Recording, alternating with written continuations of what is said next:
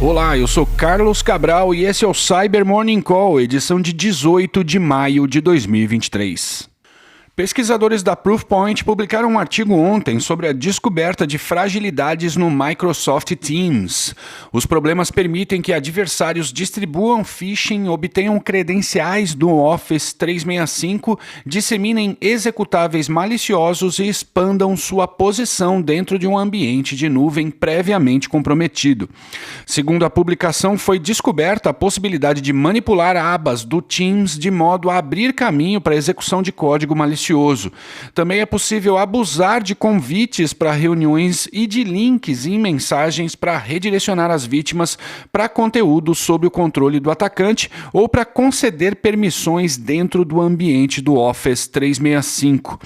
Os pesquisadores afirmam que para abusar dessas fragilidades é necessário que os adversários tenham acesso a alguma conta de usuário ou token do Teams, de modo que, conceitualmente, esses ataques fariam parte de atividades de pós-exploração com o intuito de expandir o domínio sobre uma rede.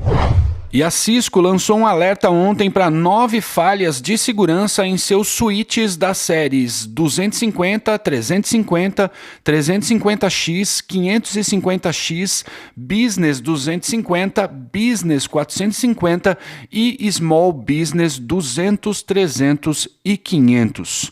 De modo geral, a exploração das falhas permite que um adversário remoto execute código arbitrário com privilégio de root, sem a necessidade de autenticação, enviando uma solicitação especialmente criada por meio da interface web do aparelho. Alternativamente, as falhas podem ser usadas para criar condições de negação de serviço. A Cisco afirma que não planeja corrigir essas vulnerabilidades nos dispositivos Small Business das séries 200, 300 e 500. Isso porque esses equipamentos são antigos, tendo sido descontinuados pela fabricante. Quem os tem precisa trocar. Todos os outros já contam com uma atualização de firmware para essas falhas. E a Kaspersky detalhou ontem uma análise de um incidente no qual foi identificado um novo minerador de criptomoedas chamado Minas.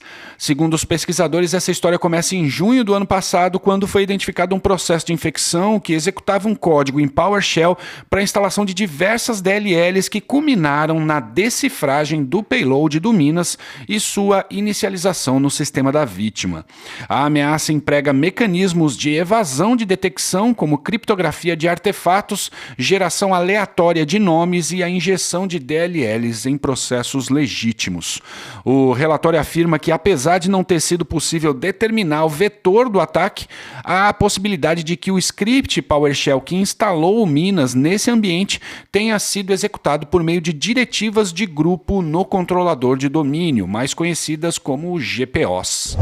Por fim, ontem o Centro de Cibersegurança da Austrália emitiu um alerta conjunto com a CISA, o qual confirmou que a quadrilha Bianlian mudou seu modus operandi, convertendo sua atividade de uma operação de double extortion baseada no uso de ransomware para atividades de extorsão simples. Isso teria acontecido após a Avast ter publicado um decifrador para ameaça em janeiro desse ano. De modo geral, o uso de ransomware causa um grande estrago que pressiona a vítima a pensar seriamente sobre pagar o resgate.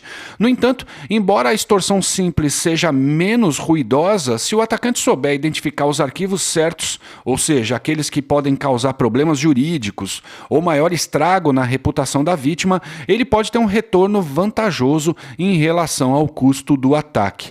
Segundo o documento publicado ontem, o Bianlian faz o acesso inicial por meio de servidores RDP, usando credenciais válidas, possivelmente compradas no underground ou obtidas em ataques de phishing. Depois disso, eles usam um backdoor próprio, escrito em Go, junto com ferramentas comerciais de acesso remoto, scripts e binários do sistema operacional para burlar ferramentas de segurança e expandir o seu controle sobre a rede. A extração dos dados ocorre por meio de FTP, pelo uso da ferramenta rclone ou pelo serviço de armazenamento de arquivos da Mega. Após todas essas fases, o grupo envia uma nota de resgate para as vítimas. E é isso por hoje, mas antes de ir embora eu queria dar um recado. Quem me acompanha há mais tempo sabe que eu colaboro com uma instituição de ensino sem fins lucrativos chamada Mente Binária, a qual foi fundada pelo Fernando Mercês, da Trend Micro, e que junta uma série de amigos queridos. Inclusive, a Mente Binária é uma das parceiras da Tempest em várias iniciativas. O que eu quero dizer é que hoje, lá pelas 20 horas, a gente vai fazer uma live comemorando o 100º episódio do Papo Binário, o programa do Mente Binária no YouTube. Eu ainda não tenho o link específico dessa live, mas estou deixando aqui o link do perfil do Mente Binária no YouTube para que você possa acompanhar essa celebração com a gente. Beleza? A gente se vê lá. Obrigado por ouvirem o Cyber Morning Call e tenham um bom dia. Você ouviu o Cyber Morning Call, o podcast de cibersegurança da Tempest. Nos siga em seu tocador de podcast para ter acesso a um novo episódio a cada dia. E para saber mais sobre a Tempest, nos siga no Instagram, Twitter e LinkedIn ou acesse www.tempest.com.br.